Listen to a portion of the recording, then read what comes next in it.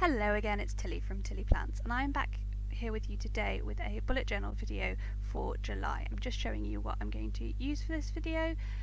So I've got two washes from Simply Gilded, a Tombow Fudenosuke dual-ended brush pen, and a Pentel food brush pen, both in grey. So I'm sort of going for a grey and gold colour scheme, along with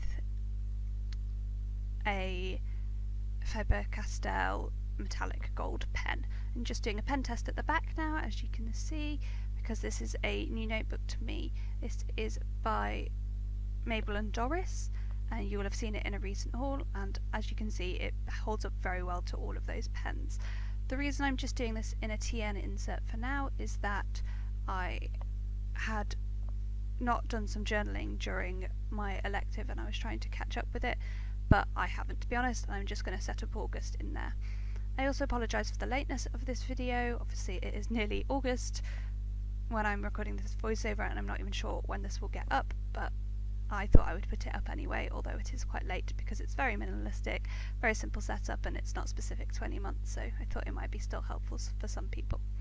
So I've been setting up my monthly log while I've been talking, and all I do for this in my bullet journal is really simple: list the dates down the side and mark off the weekends with a pen and put title at the top. So here I am marking out the weekends, and then I will just list any dates and events that I have going on these days.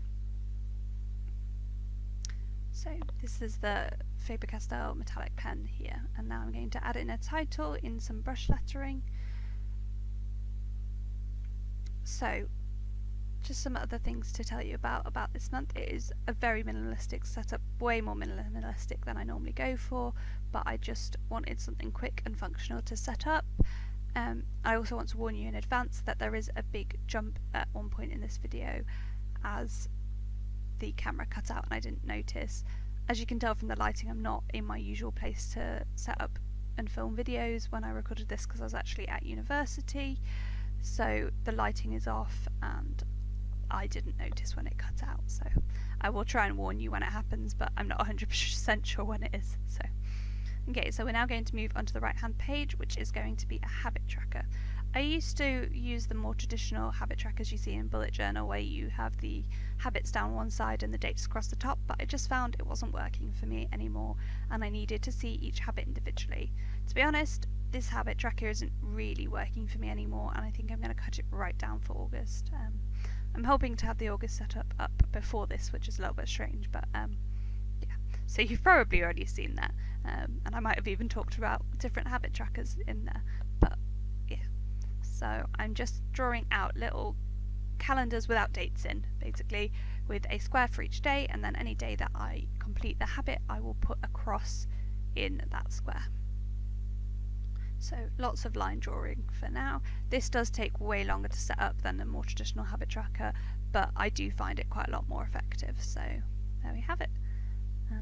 I think the reason it's not really working for me is that I'm just trying to track too many things, and it's not realistic that I can keep up with all of them, so I need to cut that a bit down and look at what I really want to work on a month. So, as I said, lots of line drawing here. I'm pretty sure I've already talked about sort of my journaling style, but what I mainly use my bullet journal for is monthly pages and tracking, as well as sort of more detailed to-do lists than I can put in my Erin Condren. My Erin Condren is for a sort of glance at the week, what's going on every day, where do I need to be, and then sort of vaguely what tasks do I need to do that day, whereas this is for breaking down anything that I need to do. And I usually use Logitech 1917, but as I've already explained, that's why I'm using an insert at the moment, and this is an A5 insert. I make a couple of mistakes in this, and I actually Tipp-Ex them out, and I think that was just because I was filming and I was like, it's got to be perfect because I'm filming. The thing I love about bullet journaling is if it's not perfect, it doesn't matter, it just has to be functional for you. Like, everybody, there's this idea that your bullet journal needs to be Instagram worthy and beautiful, but at the end of the day, if it's functional for you, does it matter whether it looks beautiful in a photo? Some of my most functional pages are just lists with usually a hand lettered title because I quite like to hand letter, and it just makes me more likely to go and look at it if it does look a bit pretty. So I do try to make sure it is, just because it makes it more functional for me, and at the end of the day that is what is important.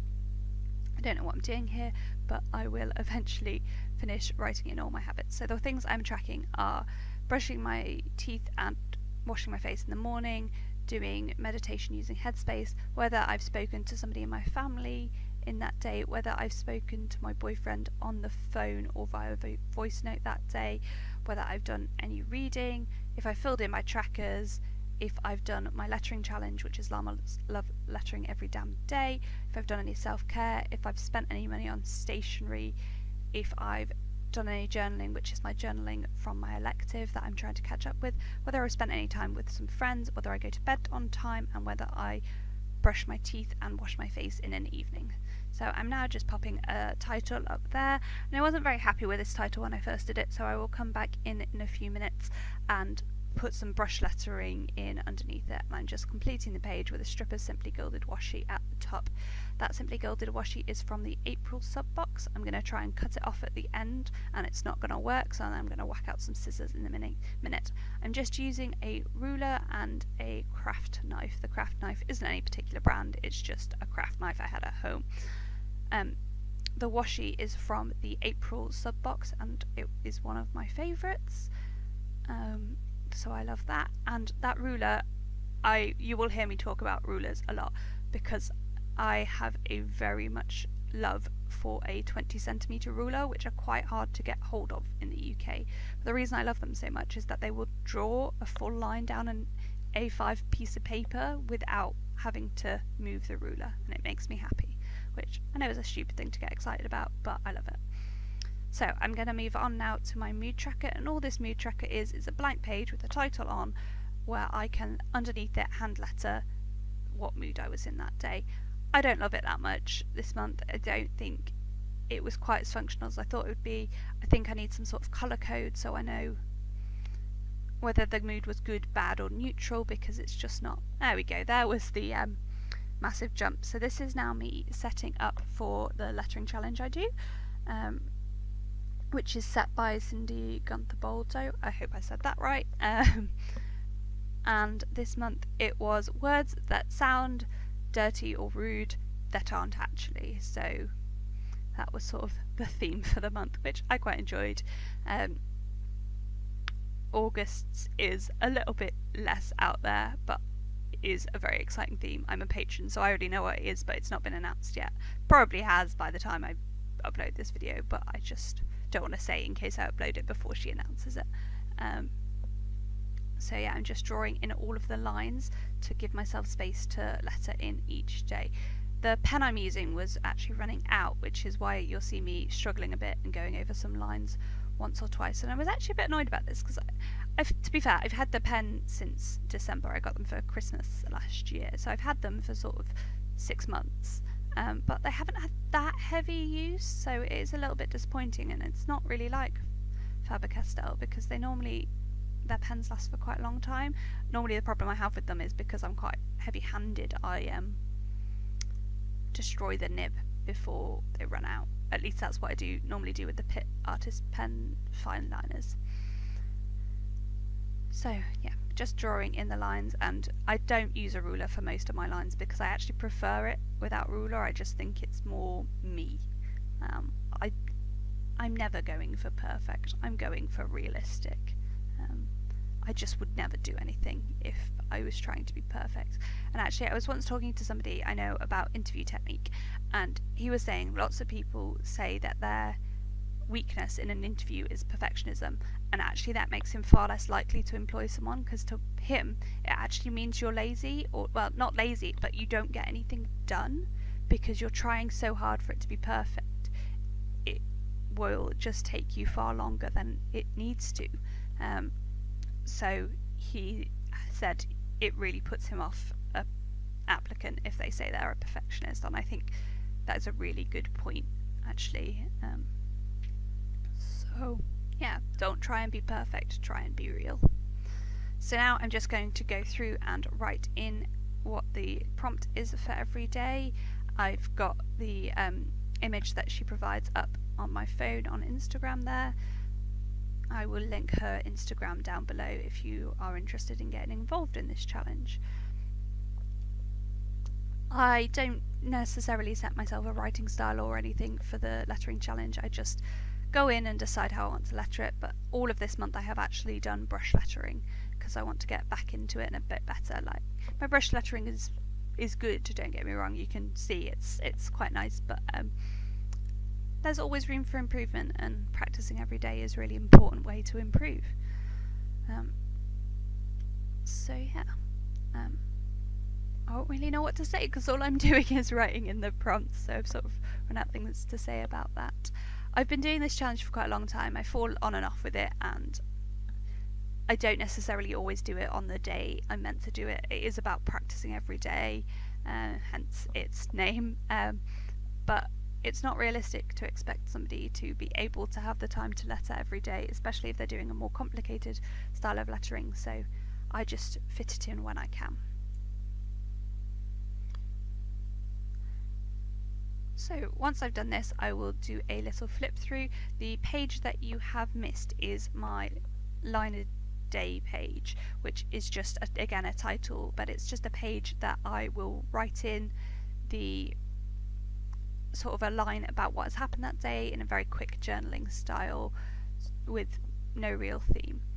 So that is all of my monthly things set up, so we're just going to quickly set up for the day that I was filming this, which was a Tuesday, and I believe it was actually the 3rd of July rather than the 1st because I was late setting it up. Not as late as I am uploading this video, but yeah. So I'm just going to letter in the title. Sorry, I didn't realise I went off frame there. As I said, I can't see what I'm filming. I'm going to write in some tasks and some events. I was at university, as I've already said, that's the reason for the lighting and things. And then I'm just going to write some tasks down as well. And that's really all I have for you. I'm going to do a quick flip through in a second, but yeah. I hope you enjoyed this very minimalistic. As I said, there's no theme, it's very minimalistic, it's just a colour scheme and a few bits of washi, really. So yeah, and now I'm going to have a flip through. So we have just a title, well, what will be a title page at some point eventually, monthly log, my habit tracker, my mood log, my line a day, my lettering challenge. We have several pages for that, which has got a space for every single day, and the first day setup. So thank you so much for watching. Give it a like, comment down below if you enjoyed it. Please subscribe. Thank you so much for watching. I'll see you next time. Bye!